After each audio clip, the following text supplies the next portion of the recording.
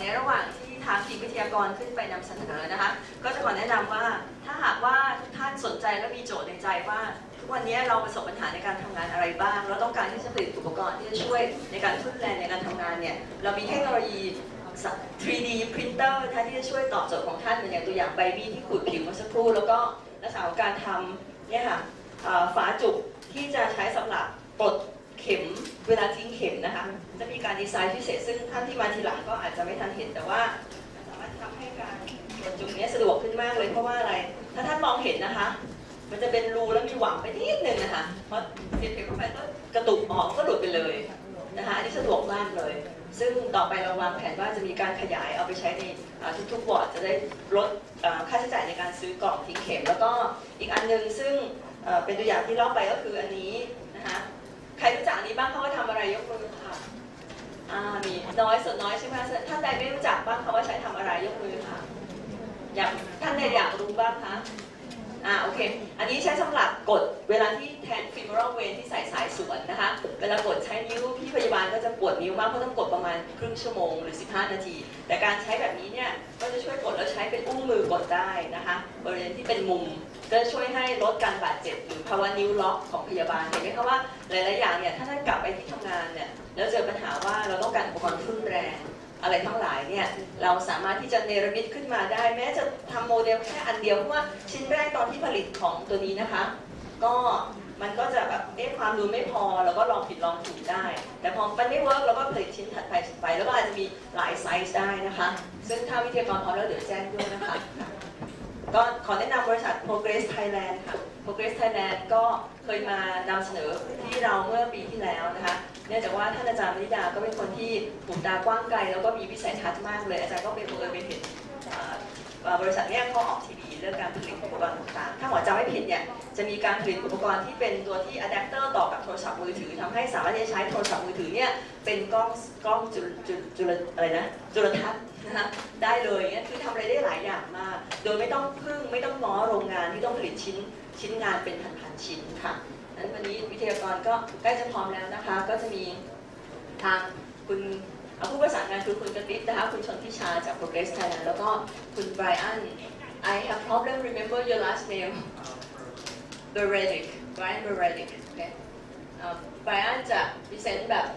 in English in Thai จะลองภาษาไทย Are you sure ภาษาอังกฤษโอเคใครคิดว่าฟังภาษาอังกฤษ fluent มากเลยคะในห้องนี้ขอยกมือนิดนึงค่ะภาษาไทยไม่ค่อยกระดิกแต่ภาษาอังกฤษคล่องมีไหมคะขอยกมือค่ะไม่มีแล้วเหรอคะ oh no นะคะเดี๋ยวเราจะ AEC แล้วนะคะเดี๋ยววันนี้จะอยู่แบบเดี๋ยวกระติบช่วยเนาะโอเคเดี๋ยวหมอจะนำไปช่วงหนึ่งเนาะแล้วเดี๋ยวหมอจะโยนให้กระติบแล้วกันเพราะว่าต้องไปเป็นวิทยากรต่อข้างนอกตอนต้องออกจากนี้ประมาณสักเกือบบ่ายโมงไปก่อนบ่ายโมงครึ่งชั่วโมงนะคะสาเหตุนะคะแนะนำคร่าวๆคือ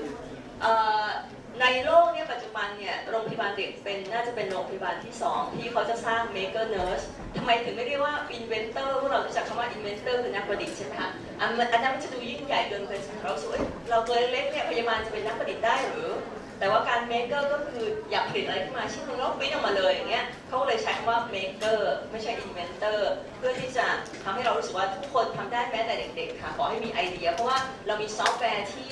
ฟรีนะคะชื่อว่า SketchUpนะถ้าท่านใดสนใจถึงแม้จะไม่ได้ลงชื่อทำเวิร์กช็อปเนี่ยสามารถ observe ได้เพราะว่าหลังจากคุณไบรอันพรีเซนต์ปุ๊บเนี่ยก็จะมีการจัดโต๊ะแล้วก็จะมีคอมพิวเตอร์แล็ปท็อปทำเวิร์กช็อปค่ะ You ready โอเคขอเสียงปรบมือให้กับคุณไบรอันด้วยนะคะมาช่วยเราเต็มที่เลยค่ะกับคุณกระติ๊บด้วยนะคะคุณกระติ๊บค่ะขอเสียงปรบมือให้คุณกระติ๊บนะคะผู้หูหมูกระทะนะคะเชิญเลยค่ะ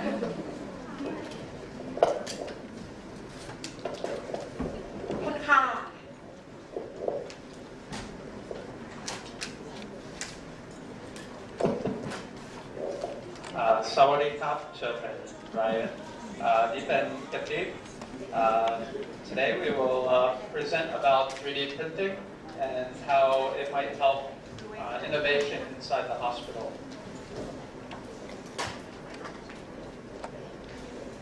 So first we will introduce ourselves. We're Progress Thailand, Progress TH. We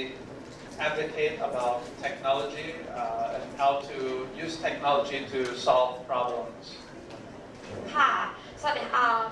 ค่ะชื่อกระติกนะคะก่อนอื่นก็จะขอแนะนำตัวของแนะนำ Progress Thailand ก่อนนะคะคือเราเป็น Maker Space แล้วก็ Media Platform อะค่ะที่เน้นเรื่องการลงมือทำเพื่อจะแก้ปัญหาต่างๆที่เราเจอนะคะแบบโดยแก้อย่างเป็นรูปธรรมแล้วก็ใช้เทคโนโลยีเข้ามาช่วยอะค่ะแล้วก็เป็น Media Platform ก็คือแล้วก็ cover follow ประเด็นคนที่แบบทำเรื่องดีๆเรื่องความก้าวหน้าค่ะอย่างเช่นที่โรงพยาบาลเด็กก็จะมีพี่ๆเมกเกอร์เนิร์สค่ะแล้วก็มาช่วยพี่ๆทำโปรเจกต์แล้วก็เขียนเรื่องราวผ่านสื่อบอกสื่อค่ะอย่างที่เห็นวันนี้ค่ะก็จะมีสื่อมาร่วมด้วยค่ะว่ามันมีเรื่องก้าวหน้าเกิดขึ้นที่นี่ค่ะค่ะในสไลด์ที่เห็นนะคะก็เป็นพื้นที่ต่างๆที่เราไปมาที่เราซัพพอร์ตก็มีที่ป่าเด็งที่นั่นไม่มีไฟฟ้าใช้ชาวบ้านใช้พลังงานทางเลือกมีโรงเรียนมีโซลาร์เซลล์เป็นโรงเรียนวัดนะคะแต่พระอาจารย์ติดโซลาร์เซลล์เพื่อลดคอสทั้งโรงเรียนหมดเลยแบบลดค่าไฟนะคะแล้วก็สอนการใช้โซลาร์เซลล์กับชาวบ้านด้วยอะค่ะมีอาจารย์ธีรเกียรติผลิตโดรนนะคะเพื่อจะใช้ในการเกษตรแล้วก็มีภาพข้างล่างค่ะเป็นอุปกรณ์แลบต่างๆที่เราทำไปเพื่อที่มหาลัยคิงมงกุฎนะคะก็เพื่อจะโชว์ว่าอุปกรณ์ 3D printer เนี่ยค่ะสามารถทำอุปกรณ์แลบได้ค่ะแล้วเราก็ช่วยคนพิการในการประชาสัมพันธ์ในการทำโปรเจกต์ก็คืออันนี้เป็นเรื่องสร้างลิฟต์อะค่ะคือคนพิการเขาก็มีการเคลื่อนไหวแบบอยากให้มีการสร้างลิฟต์ที่ BTS อะค่ะแต่แบบเหมือน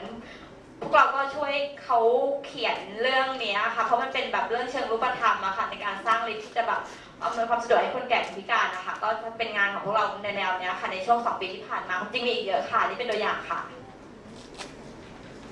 ค่ะ So some of the areas of activity that we like to cover is about agriculture, alternative energy, healthcare, which is why we're interested in working with the hospital here, and personal manufacturing, which is what we will talk about today, 3D printing. ค่ะงานที่พวกเราสนใจค่ะก็มีเรื่องเกษตรเรื่องเป็นเกษตรอินทรีย์นะคะในภาพที่เห็นก็เป็นไกลมากค่ะไม่มีไฟฟ้าใช้ต่างๆชาวบ้านก็ใช้โซลาร์เซลล์เพื่อทำปั๊มน้ำเป็นระบบออโตเมตอะค่ะแบบไม่ต้องมาปั๊มไม่ต้องมาที่พื้นที่ทุกวันสามารถตั้งเวลาได้เลยแล้วก็โรงเรียนโซลาร์เซลล์แล้วก็แก๊สชีวภาพวันนี้ทำที่บ้านนะคะเพราะว่าเหมือนเราไม่ได้แค่ไปดูอย่างเดียวเรากลับมาทำด้วยตัวเองด้วยอะค่ะแล้วก็ชาวบ้านที่หมู่บ้านของกระติบก็จะมาดูด้วยแบบคือเป็นเน้นอย่างที่บอกอะค่ะเน้นเรื่องการกระจายประเด็นเรื่องความก้าวหน้าสู่สังคมอะค่ะนี่ก็เป็นค่ะอุปกรณ์และชุมชนที่เราทำขึ้นมาค่ะแล้วก็เป็นเรื่องเทคโนโลยีเรื่องอิเล็กทรอนิกส์ต่างๆแล้วก็สำคัญคือเครื่อง 3D printer ซึ่งเป็นเหมือนโรงงานในบ้านนะคะขนาดแบบเหมือนโรงงานในบ้านอยากได้อะไรก็ปริ้นเอาอะค่ะ So something that is kind of new in Thailand is this idea of maker spaces, and actually all 3 of these maker spaces are here in Thailand, in Bangkok, and there's actually many more that are starting to pop up all around Thailand. ค่ะก็ Maker Space ก็มีหลายที่แล้วค่ะในกรุงเทพอะค่ะก็จะมี Home of Maker Fab Cafe แล้วก็ Pin Creative ซึ่งแต่ละที่ก็มีความแตกต่างกันไปตามความถนัดของ Maker แต่ละคนนะคะอย่างเช่น Home of Maker ก็เก่งเรื่องอิเล็กทรอนิกส์Fab Cafe ก็เป็นเรื่องเกี่ยวกับเรื่องการศิลปะเรื่องสถาปัตย์ต่างๆแล้วก็ Pin Creative ว่าเป็นงานฝีมือโดยที่ Maker Space อะค่ะก็จะเป็นพื้นที่อะไรก็ได้ที่แบบเหมือนอยากทำโปรเจกต์ก็มาทำโดยที่แฟบคาเฟ่ทำมีแม้กระทั่งฟาร์มเมอร์มาร์เก็ตเพื่อเปิดโอกาสให้ชาวบ้านที่แบบมีผลิตภัณฑ์เกษตรอินทรีย์มาขายอะค่ะก็กติกก็เชื่อมกับชาวบ้านที่เพชรบุรีมาขายที่กรุงเทพเหมือนกันที่เป็นงานของพวกเราที่เราทำอะค่ะ Okay, and some of the activities, if you go to a makerspace, and anybody can go, anybody in this room can go to a makerspace. And the kind of things that they do in the makerspace are things like workshops. The workshops can be about learning electronics. It could be about learning 3D printing or 3D design. After this presentation, we will actually be doing a 3D printing and design workshop. ค่ะชื่อก็บอกนะคะว่า Maker Space คือพื้นที่แห่งการลงมือทำค่ะเพราะฉะนั้นเหมือนมาพื้นที่นี้ก็จะแบบสักแบบแบบคิดโปรเจกต์อะไรก็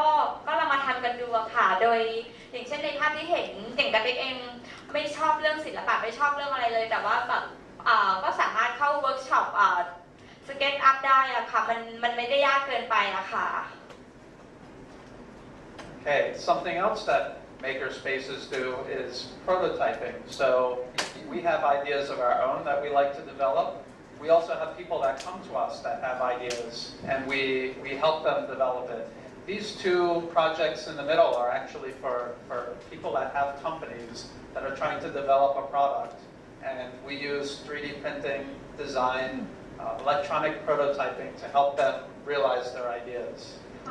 ที่เห็นในภาพเป็นผลิตเป็นจากเครื่อง 3D printer หมดเลยนะคะเพราะว่ามันของจากแบบบางกลุ่มเพิ่ง start business อะค่ะเขาก็ยังไม่มี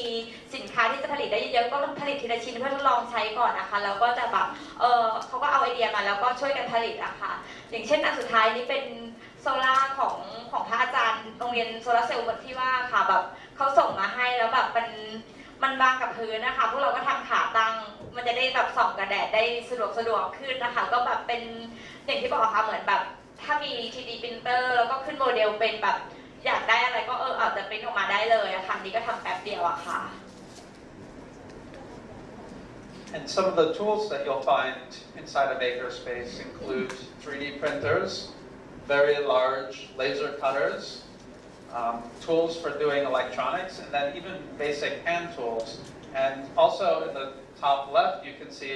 sewing machines. So very high-tech tools and very traditional tools all in the same place. ค่ะก็ในอุปกรณ์ใน Makerspace ก็อย่างที่เห็นมี 3D printer มีเครื่องตัดเลเซอร์มีแม้กระทั่งจักรเย็บผ้าซึ่งพูดถึงจักรเย็บผ้าคนจะแบบโอ๊ยแบบงานของคุณป้าหรือเปล่าอะไรอย่างเงี้ยค่ะเป็นงานแบบของดูเชยจังเลยแต่ว่าพอมันมาอยู่ตรงเนี้ยค่ะมันก็แบบเป็นเครื่องมือที่จะสามารถประดิษฐ์สิ่งต่างๆได้อย่างดิ๊กเองก็มีจักรอยู่ตัวหนึ่งก็แบบทำถุงผ้าไปหลายถุงแล้วแต่ยังไม่ตัดชุดเพราะยังไม่เก่งขนาดนั้นแต่ว่ากำลังทำอยู่ค่ะมันก็จะภูมิใจนะคะทำได้เองอะค่ะ Okay, and what we want to talk about specifically today is 3D printing. So what is 3D printing? 3D printing is taking a design that you make on the computer, and then the printer will print it out layer by layer using plastic. And the plastic comes in rolls like this. You can actually, after the presentation, you can come up and take a look. We have the roll of plastic right there, and it'll print on this platform here, layer by layer, until it finishes. ค่ะก็คือการใช้งานของ 3D printer คือสร้างไฟล์จากโปรแกรม SketchUp แล้วก็โหลดไฟล์เข้าไปในเครื่องค่ะแล้วมันก็จะปริ้นทีละชั้นนะคะจนได้โปรดักต์ผลิตภัณฑ์ต่างๆอย่างเช่นที่เห็นข้างหน้าค่ะเป็นจาก 3D printer หมดเลยแล้วก็เป็นที่สำคัญเป็นผลงานของพี่พยาบาลของที่นี่ด้วยอะค่ะ Okay, and there's many different kinds of 3D printers. These are both 3D printers made here in Thailand. So actually, this printer here is made by a company in Thailand. ค่ะแต่ก่อน 3D printer ถ้าพูดถึงก็โอ้โหมันต้องซื้อมาจากเมืองนอกหายากซื้อแพงกันได้เลยแต่ว่าณวันนี้ประเทศไทยก็ทำแล้วนะคะแล้วก็ที่สำคัญมันเป็น Open Source นะคะมันมีวิธีการประกอบอยู่ถ้าแบบว่าใครว่างก็ซื้ออุปกรณ์มาประกอบก็ได้อะค่ะ Okay, and these are some of the things that you can actually print with a 3D printer like this. So up here you can see a prosthetic hand. Here are models, small scale models or toys. This here is a ventilation system for the ceiling. Here's a plastic container for organizing. You can make customized robots, tablet PC cases for your electronics, and you can even make accessories for any project that you're working on, customized accessories. ค่ะนี่คือเป็นตัวอย่างผลงานที่จะปริ้นจาก 3D printer นะคะในเครื่องพิมพ์3มิติค่ะปริ้นมือเทียมเพื่อคนพิการตรงนี้มีเว็บไซต์เฉพาะค่ะ Enable Hands ซึ่งทุกคนสามารถดาวน์โหลดมาได้ถ้าแบบใครมีญาติๆที่เป็นคนพิการอะไรอย่างเงี้ยนะคะก็สามารถโหลดมาใช้ปริ้นแล้วก็ใช้ได้อะค่ะปริ้นเป็นเมืองแบบเป็นสเกลอะนะคะปริ้นได้ปริ้นแม้กระทั่งพัดลมบนเพดานแล้วก็นี่คือแบบเหมือนพวกเราชอบสั่งอาหารค่ะแล้วก็แบบเหมือนได้กล่องมาแล้วก็ไม่อยากทิ้งอะค่ะก็มาดัดแปลงเป็นชั้นวางของอะนะคะเห แบบสนุกอะค่ะแล้วก็อันนั้นก็เป็นหุ่นยนต์ที่แบบอยากได้ไม่เหมือนใครก็ทำเองอันนี้เป็นเคสที่เขาทำเป็นที่ลูกค้าคนหนึ่งอะค่ะเป็นแบบเหมือนเป็นที่สแกนหน้าแบบเขาเรียกเหมือนอินเทอร์เฟซคือแบบเหมือนเข้ามาแล้วก็จะสแกนหน้าแต่ว่าเขาแท็บเล็ตที่เขาใช้มันไม่ได้คิดนะคะมันไม่มีเคสขายอะค่ะก็เลยเขาก็มาขอให้ทำเคสให้ซึ่งแต่ก่อนถ้าเป็นอย่างนี้งานชิ้นเดียวแบบไปที่โรงงานคงไม่มีใครทำให้นะคะแบบชิ้นเดียวใครจะทำให้แต่ว่าของเขามี 3D printer อะค่ะก็โอเคชิ้นเดียวก็ได้เดี๋ยวมาช่วยกันทำก็ทำให้นะคะแล้วก็อันนี้ก็เป็นอุปกรณ์เก็บบางครั้งมีงานอิเล็กทรอนิกส์แล้วมีสายไฟต่างๆเยอะแยะมากมายค่ะเราก็อยากจะแบบมีกล่องเก็บเพราะว่ามันต้องเป็นเฉพาะมากๆอะนะคะก็หาซื้อไม่ได้เหมือนกันโอเคปริ้นเอาไปละสร้างโมเดลแล้วปริ้นทำมาได้ค่ะรวมถึงนี่ด้วยค่ะที่เราไปค่ะ Okay, and then there's some things that you really cannot print out quite yet with a printer like this. You might see in the news people printing buildings or cars or shoes, or even this is a rocket engine for a spacecraft from the company SpaceX. Even though companies can do this today, it's very expensive. There's no way we can really do it now with this printer. So there's certain limitations to what 3D printing can do, at least for personal manufacturing. ค่ะอย่างที่เห็นแบบเป็นปรินเตอร์ขนาดใหญ่มากค่ะปริ้นบ้านปริ้นรถปริ้นอุปกรณ์ที่จะใช้ในยานอวกาศแต่ว่ากับเครื่องตัวนี้ยังไม่ได้นะคะก็คนละลิมิตกันนะคะแต่ว่ามันก็มีการมีปริ้นเตอร์ขนาดใหญ่อย่างนั้นเช่นกันนะคะ So when you go to a makerspace and you have an idea, you don't actually need to buy your own 3D printer. Makerspaces have services where they will help you design your idea, help develop the electronics if you need electronics, and they will also provide a service for 3D printing. So if you have an idea, before you invest in a 3D printer, you can use the service at makerspaces. ก็อย่างที่พวกเราได้รู้จักกันเพราะเราเป็น maker space ก็คือพี่ๆพยายามแบบเหมือนเรามีไอเดียแล้วก็มาที่ maker space แล้วเราก็จะสร้างผลงานต้นแบบให้นะคะอันนี้ก็คล้ายกันนะคะพี่ๆพยาบาลของโรงพยาบาลเด็กมีไอเดียแล้วได้มาคุยกับเราเล่าปัญหาเราฟังแล้วก็มีบริการที่จะช่วยให้จากไอเดียสู่ความจริงได้ค่ะที่ maker space ก็แบบจะทำให้เห็นแบบเหมือนมีผลงานที่เป็นรูปธรรมจับต้องได้เกิดขึ้นนะคะ Okay, and another thing to think about when doing these 3D printing projects is that especially for the work that we're doing with the hospital, there's a certain limit to how many you can actually print out for a practical purpose. So for something very small like these knives here, you can come up and see after the presentation, something like this we can print maybe 20, 30, maybe even 50 at a time. Something very big like these tablet PC cases, which are about this big, maybe we can print a couple per month. And then something like these caps, which you can see, these take maybe an hour to print each, so maybe we can print 20 or 30 per month, something like that. So maybe you can explain about the limitation. ค่ะก็ด้วยมันที่เครื่องเล็กกันนะคะเราก็ไม่สามารถทำการผลิตขนาดใหญ่เป็นร้อยเป็นพันได้อะค่ะแล้วก็สามารถแบบเป็นหลักสิบก็พอได้แต่ถ้าเป็นชิ้นใหญ่ๆอาจจะแบบเดือนหนึ่งไม่กี่ชิ้นก็พอไหวอยู่อันนี้ก็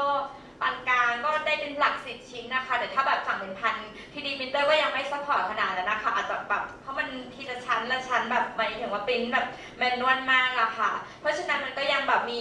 ตรงกลางที่หายไปหรือว่าสิ่งที่หายไปก็คือการผลิตในขนาดกลางนะคะในระดับแบบเล็กๆอย่างเช่นหลักร้อยหลักพันนะคะตรงนี้ช่องอย่างนี้ยังไม่มีอยู่อะค่ะมันจะเป็นโรงงานก็แบบใหญ่เลยต้องหลายพันเป็นหมื่นอะไรเงี้ยซึ่งตอนนี้เท่าที่ทราบเท่าที่ติดตามก็พยายามมีเครื่องก็พยายามมีการพัฒนานะคะการสร้างโมต่างๆในระดับที่แบบระดับ factory ในบ้านระดับเล็กๆอย่างเงี้ยค่ะแบบแต่จะได้มากขึ้นกว่า 3D printer แล้วก็เร็วขึ้นนะคะยังมีข้อจำกัดอยู่นิดนึงค่ะ Okay, and now there's a trend toward hospitals working together with makerspaces because the problems that hospitals face is many problems that have very specific solutions. And even from patient to patient, even if they have the same condition,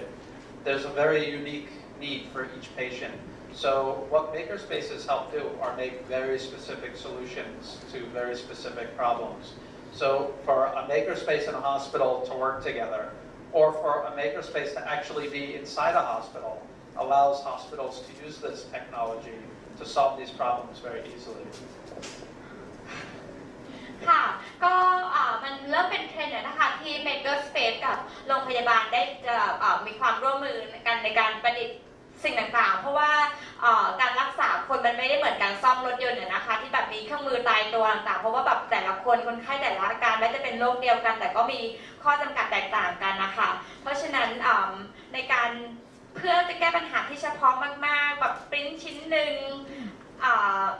นิดเดียวอะไรอย่างเงี้ยค่ะแบบอย่างที่บอกว่าโรงงานไม่ทำให้แน่ๆนะคะเพราะฉะนั้นที่ดีพิมพ์เตอร์ก็จะสามารถซอฟตรงนี้ได้ที่อเมริกาก็มีเมกเกอร์เนิร์สเหมือนที่นี่เหมือนกันนะคะเขาบอกเหมือนกันว่าแบบพยาบาลเป็นคนที่เจอปัญหามากที่สุดพยาบาลรู้ว่าต้องแก้ยังไงแต่ว่ามีไอเดียต่างๆแต่ไม่รู้จะทำที่ไหนอะค่ะก็เขาก็เลยทำ Maker Space ในโรงพยาบาลขึ้นมาเลยอะค่ะซึ่งคือแปลกมากนะคะอยู่ไกลกันมากแต่พอจริงอ่านอาร์ติเคิลนั้นคือแบบมันเรื่องเดียวกันแล้วเกิดขึ้นที่เมืองไทยเหมือนกันนะคะ And actually this hospital here to our knowledge is the only other hospital that we know that is actually working with makerspaces so it's actually quite nice to see that this hospital is taking the initiative to do this เรื่องที่น่ายินดีมากนะคะที่แบบมีความร่วมมือนี้เกิดขึ้นเพราะว่าเราในฐานะที่แบบเหมือนอยู่ไกลเหมือนกันเราไม่รู้ว่าโรงพยาบาลต้องเจออะไรบ้างพออย่างเช่นมีดอย่างเงี้ยอันนิดเดียวอะค่ะแต่พอรู้ว่ามันได้แก้ไขปัญหาแบบเด็กนิ่งขึ้นเด็กไม่วิ่งหนีแล้วการรักษาแบบมีประสิทธิภาพมากขึ้นมันเหลือเชื่อมากค่ะเราก็ยินดีที่แบบได้มีส่วนร่วมในตรงนี้ค่ะ So these are some of the projects that this hospital has already been working with us on. So actually, there's quite a few of them already, and we hope that when people see this, it'll inspire them to take their ideas and actually turn them into an actual project. Which one is this? ค่ะ อันนี้เป็นเหมือนตัววัดระดับเตียงนะที่โรงพยาบาลน่าจะเคยได้ยินกันบ้างแล้วนะคะที่แบบว่าปฏิบัติเราเชิงเทคนิคไม่เป็นเนาะให้แบบว่าตัวเครื่องกับหัวใจคนไข้ต้องตรงกันแต่ว่าอะไรต้องตรงกันตรงนี้ก็เป็นตัววัดให้นะคะแต่ก่อนต้องใช้ไม้บรรทัดแล้วมันติดเตียงมันแบบไม่เที่ยงตรงพอแต่ว่าพอนี้มีเคสแล้วก็สามารถใช้เชือกที่มัน flexible ดึงมาได้มันช่วยได้มันช่วยให้การรักษาแม่นยำมากขึ้นซึ่งประเด็นคือแบบว่าพี่ก้างบอกว่าหามานานมากแบบที่ไหนก็ไม่มีขายเลยแต่ว่าพอได้คุยกับเราแล้วเราเข้าใจแล้วแบบคืนเดียวเสร็จอะค่ะแล้วก็เอามาให้ตอนเช้าเลยอะค่ะแบบปิ้นคืนเดียวแบบออกแบบนานเท่าไหร่คะ How long you take for this design? To do this design, and because they had many different kinds of bubble levels, they had circular ones, square ones, round ones. So it's very fast. It could take less than an hour to. ชั่วโมงเดียวเสร็จอะค่ะคือแบบแป๊บเดียวแต่ที่แบบคือหลังจากที่เขาหามานานมากคือมันแบบมันเล็กแต่มันแบบว่ามี powerful มากอะค่ะ Okay, this one here, this is a dermatology tool for children, and just one of these could take less than 7 minutes to print out, and take maybe 5 or 10 minutes to design. ค่ะจากภาพก็จะบอกเรื่องราวว่าแบบน่ากลัวมาเลยแล้วก็ปรับมาพี่เขาก็เอาไอเดียมาให้อะนะคะเป็นอย่างนี้อยากเห็นอย่างนี้แบบแล้วก็แต่อยากได้ที่มันแบบน่ารักแล้วก็เด็กๆชอบอะไรอย่างเงี้ยค่ะก็มาเป็นภาพขวามือที่อันนี้เป็นดีไซน์ล่าสุดที่ทำอะค่ะซึ่งพี่หน่อยบอกว่าเด็กชอบมากเด็กชอบขึ้นซึ่งที่สำคัญเลยอันแรกที่เป็นเหล็กทั้งน่ากลัวกว่าราคาประมาณ1,000 บาทนะคะอันนี้ไม่กี่บาทนะคะแบบว่าไม่กี่10 บาทเลยค่ะนี่คือความแตกต่างแล้วก็ถ้าเราใช้เครื่องมือเป็นมันก็ช่วยอะไรได้เยอะมากมายอะค่ะ And this is another idea. This is kind of showing that there's many different ways you can use 3D printing. The previous designs are actually tools that you can use in the hospital. This is kind of like a starting point so that you can show people your idea and they can physically hold it in their hand before taking the next step. ค่ะนี่ก็เป็นอะไรที่เราประทับใจเหมือนกันเพราะว่าพี่ที่โรงพยาบาลส่งมาให้แค่นี้ส่งไฟล์มาให้อะค่ะแบบอยากได้อย่างนี้แล้วก็เฮ้ยคืออะไรเหรอแบบว่าก็ไม่เข้าใจก็คือก็ลองทดสอบกันก็แบบจนปริ้นมาให้ตามรูปที่เห็นนะคะแล้วเอามาให้พี่แพรวดาวพี่ก็อย่างเงี้ยใช่เลยอย่างนี้แบบมันใช่เลยอะไรอย่างเงี้ยแบบเราก็จริงเหรอก็คือแบบมันถึงแม้จะยังใช้ไม่ได้เพราะว่าต้องใช้วัสดุที่ใส่ใช่ไหมคะแต่ว่าแบบจากกระดาษแบบที่เห็นนะคะมันเป็นของที่จับต้องได้นะคะมันก็มีความหมายแล้วมันก็แบบหลังจากนี้เอาไปให้โรงงานเนี่ยเราอยากได้อย่างเงี้ยมันก็ชัดเจนมากขึ้นนะคะ Okay, and this is another project that we've worked on with this hospital, and this is actually a very, very good idea because it allows you to reuse these containers and it allows you to solve the problem precisely the way you were going to use the needle. So instead of settling for some system that you have to buy from a company, you can develop a system that is specific to your workflow. ค่ะอันนี้ก็เป็นเครื่องทิ้งเข็มคือเจ๋งมากค่ะไม่ถึงว่าคนที่คิดได้ก็คือพี่แพรวดาวกับทีมนะคะเพราะว่ามันแบบมันเป๊ะอะค่ะแบบเหมือนที่เขาก็วัดมาให้เอาความกว้างแค่นี้นะกี่มิลแล้วเราก็ปริ้นให้แล้วแบบมันพอทิ้งมันแบบมันสมูทมากอะค่ะแล้วก็เป็นอะไรที่แบบเหมือนแบบโอ้โหเครื่อง 3D printer ช่วยพวกเราได้อีกแล้วอะไรอย่างเงี้ยซึ่งพี่เขาก็แบบดีใจมากค่ะแล้ววิธีการของอุปกรณ์นี้ก็คือแบบเป็นของที่ไม่ได้ใช้แล้วค่ะเอ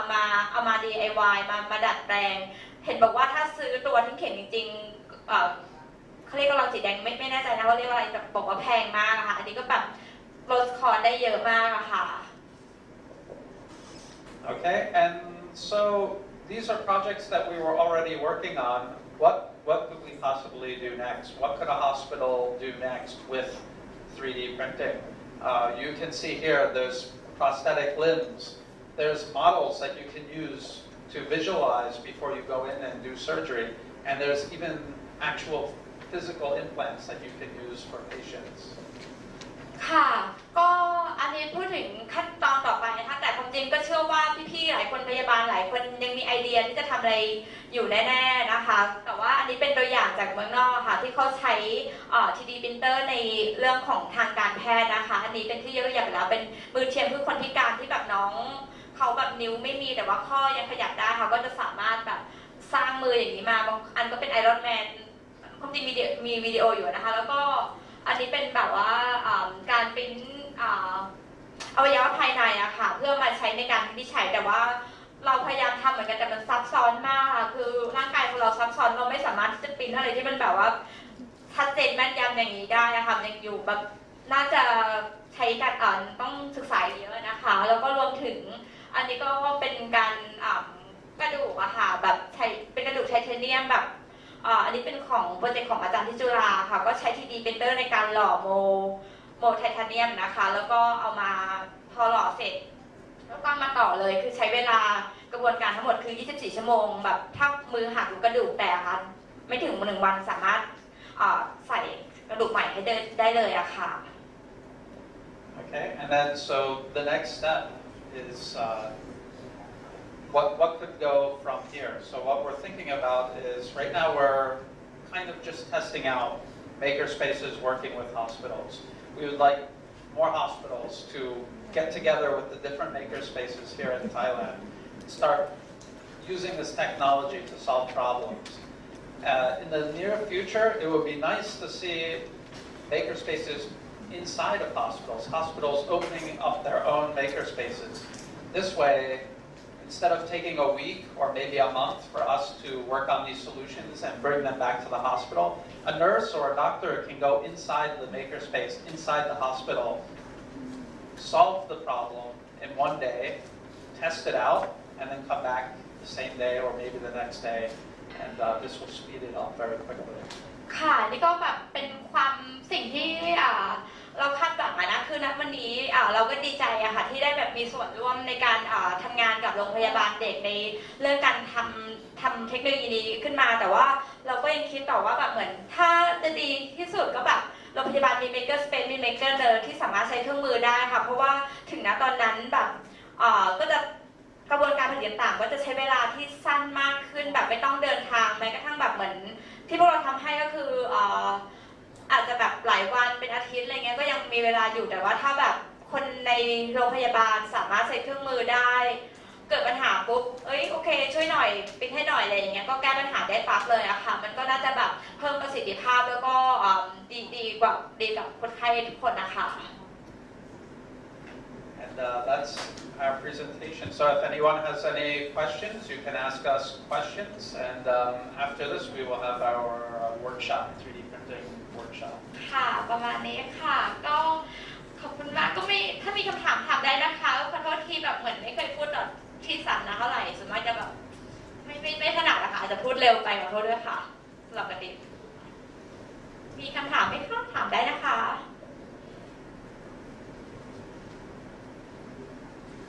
ค่ะคำถามเชิญเลยนะคะถ้าด้านใดสนใจเชิญค่ะเชิญค่ะไก่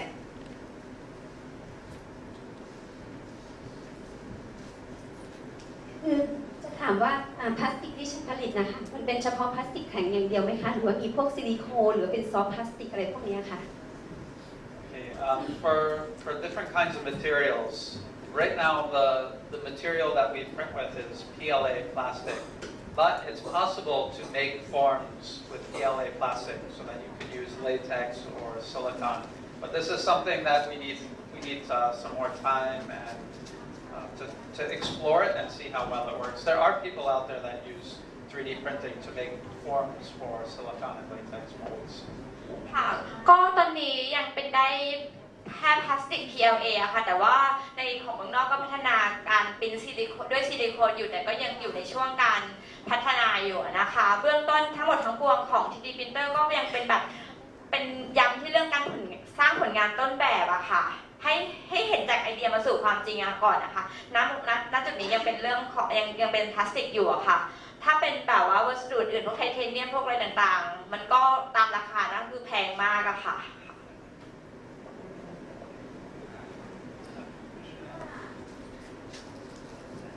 คือว่าเวลาปริ้นออกมาแล้วขนาดใหญ่ที่สุดเนี่ยจะประมาณได้เท่าไหร่คะสำหรับผลิตภัณฑ์ที่ผลิตออกมาคือมีขนาดเล็ก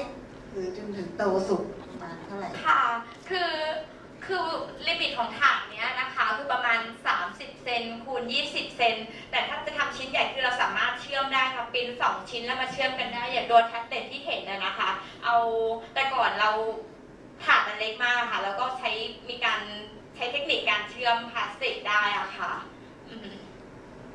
แต่โดยหลักๆก็จะเป็นชิ้นเล็กมากกว่าโดยเฉพาะของที่โรงพยาบาลอะไรที่เราทำมาเป็นชิ้นเล็ก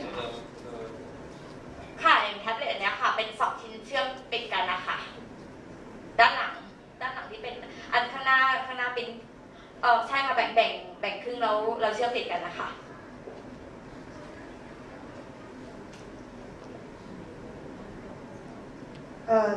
สมมุติว่าเป็นนักเขียนแบบนะคะจะเขียนโม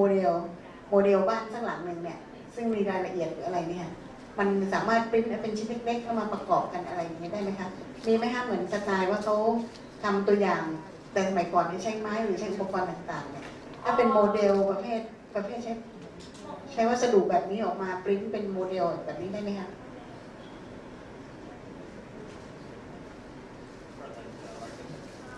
สำหรับสถาปัตย์ใช่ไหมคะ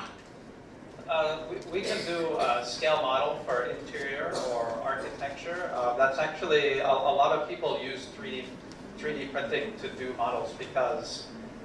architects and interior designers used to hand make the models.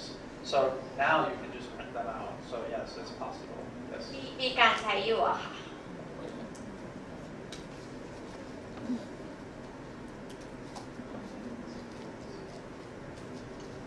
ไหมคะ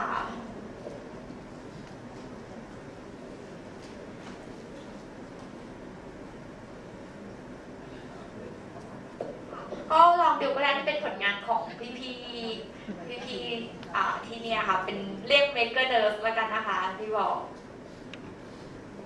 คือแบบเหมือนคืออยาก อย่างที่บอกว่าแบบพอได้อ่านอาร์ติเคิลที่บอกว่าที่ MIT ทำ Maker Space ในโรงพยาบาลแล้วคิดถึงพี่ๆพยาบาลที่สร้างผลงานขึ้นมาคือมันเรื่องเดียวกันมันมหัศจรรย์มากค่ะแล้วก็ชื่นชมทุกคนนะคะที่ไม่ถึงว่าแบบทุ่มเทในการทำงานแล้วก็เจอปัญหาแล้วก็อยากจะแก้ไขเพื่อให้การรักษาต่างมันดีขึ้นนะคะแบบซึ่งคนภายนอกไม่รู้แต่ว่าพอพวกเราได้มามีโอกาสทำตรงนี้เราได้เห็นก็คือแบบโหแบบสุดยอดมากค่ะเดี๋ยวจะเป็นให้ดูนะคะค่ะเรามาดูได้นะคะว่ามันทำงานยังไงมันแมนนวลมากฉีดทีละชิ้นละชิ้นด้านหลังไม่เห็นลุกขึ้นมาด้านหน้าได้ครับ